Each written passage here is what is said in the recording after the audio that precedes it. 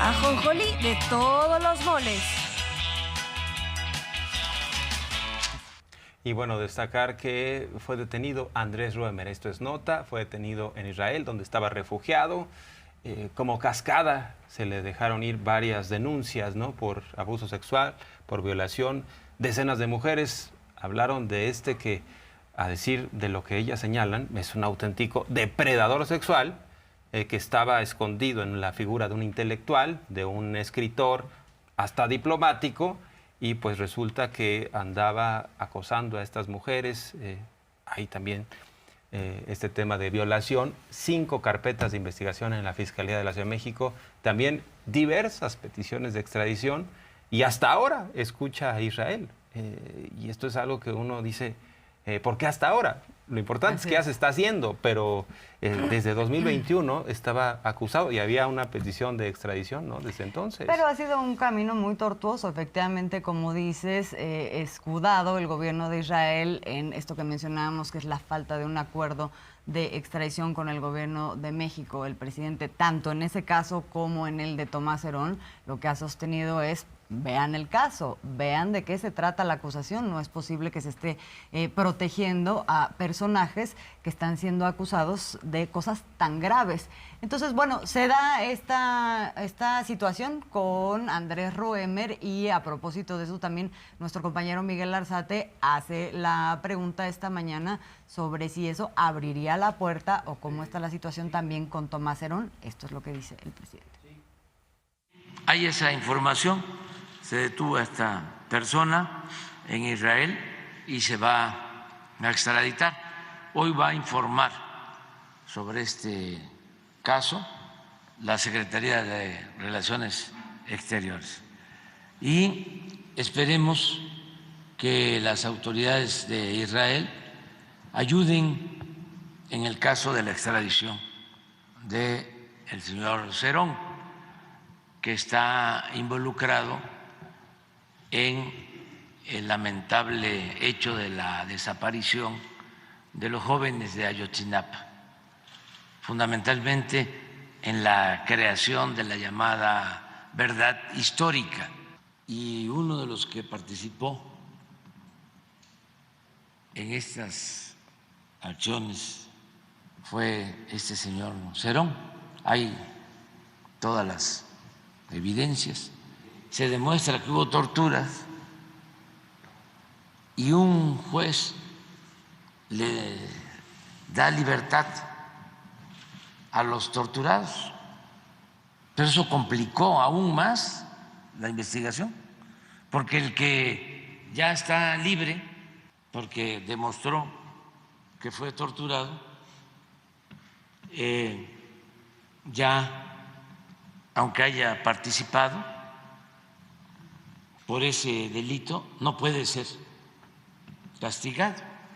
O sea, no solo fue indebido el procedimiento, inhumano y además injusto, ilegal, sino que enrareció toda la investigación. Ahí surge también un llamado pacto de silencio para que los que habían participado o tenían información se callaran. ¿Cómo sellan este pacto? Pues con amenazas o con impunidad, ofreciéndoles protección. Entonces, hizo mucho daño esto y nos ha costado trabajo que lo extraditen. Se excusan en que no hay acuerdo de extradición entre México e Israel, porque también este señor que está acusado de presuntos actos de acoso sexual y de otros delitos se fue allá a Israel. Entonces, hoy nos informaron que en este caso ya se concedió o se va a permitir la extradición, pero en el caso del señor Cerón no hay todavía una respuesta. Y yo sigo insistiendo en el gobierno de Israel de manera respetuosa de que ellos no pueden, nadie puede ni debe proteger a quienes violan derechos humanos.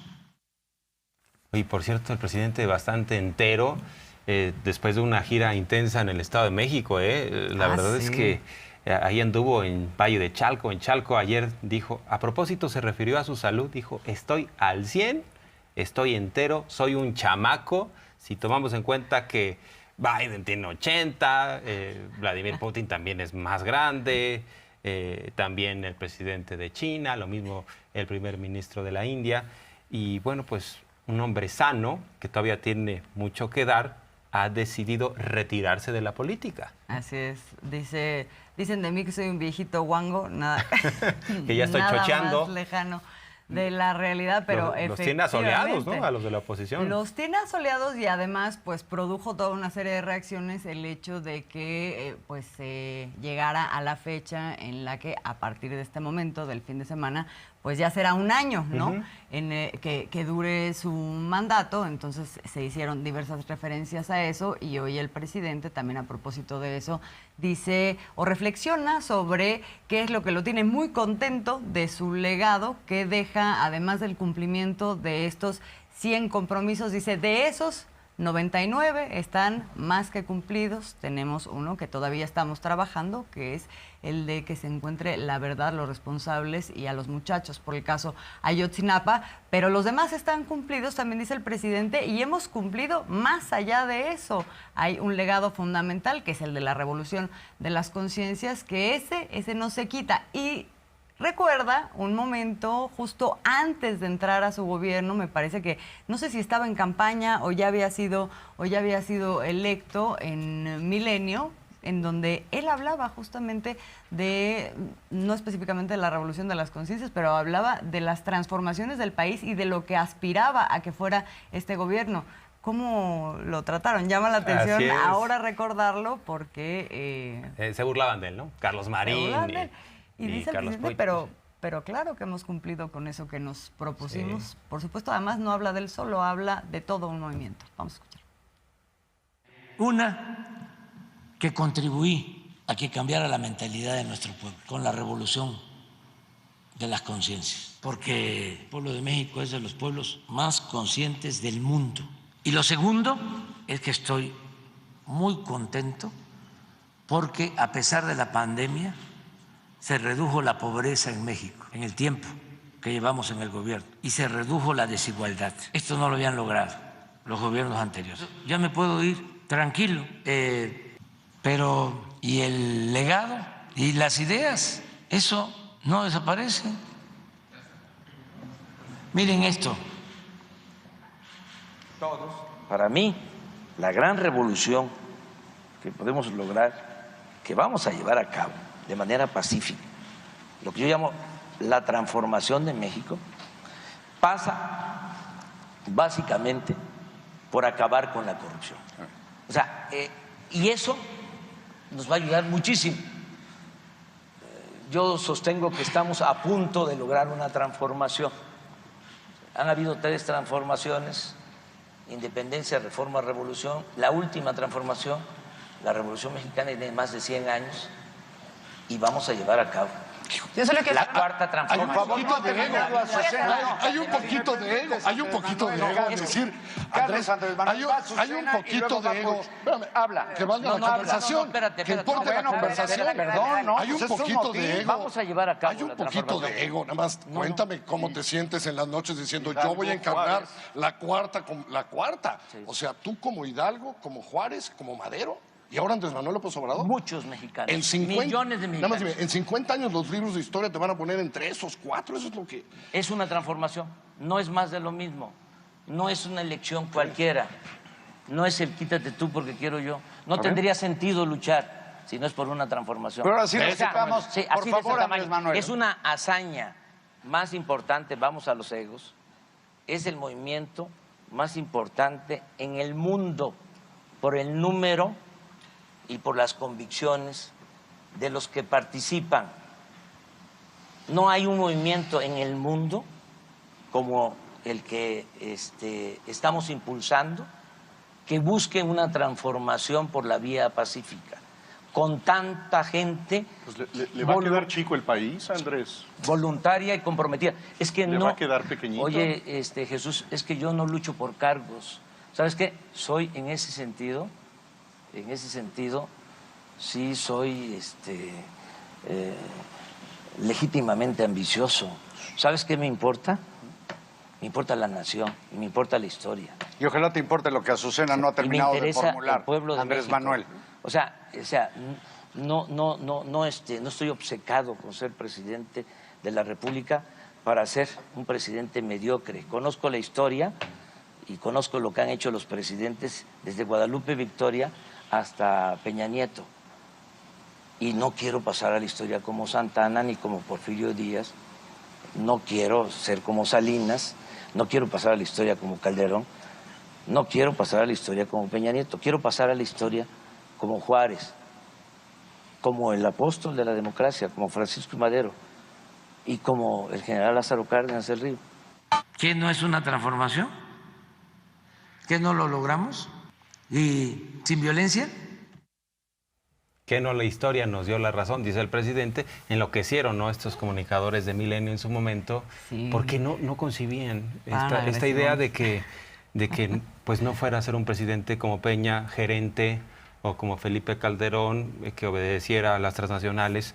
Es lo que se buscaba, un perfil gerencial que obedeciera a esa oligarquía. Claro, con un partido distinto, ¿no? O sea, con una careta diferente. Y siempre la postura del presidente López Obrador fue esa. A mí me interesa hacer historia. No vengo aquí a administrar el presupuesto en favor de una oligarquía. Yo lo que quiero es sentar las bases de una transformación, poner la semilla, dar el ejemplo. Siempre lo ha dicho, hay que predicar con el ejemplo. La austeridad republicana arriba y los programas sociales abajo. Un presidente que siempre ha tenido esta vocación, o sea, hay que escucharlo. Habla él del legado de todos los héroes que hemos tenido en este país. Sí, y la democracia como gran paraguas que abraza todo este proceso. Hay una cosa que es muy evidente, cómo se desestima en aquella entrevista, que es la participación de la gente. De pronto el presidente está hablando de un movimiento y ellos están diciendo, oh, pero qué ego tan grande tú tienes. No, Sí. todo el tiempo planteándolo desde esa visión pues autárquica, autoritaria, que ha sido la historia de nuestra política nacional, que eso es parte de lo que se ha transformado de una manera muy importante en estos últimos 5 años, pero que todavía eso hoy no es reconocido en algunas de estas voces y por supuesto en grandes medios de comunicación.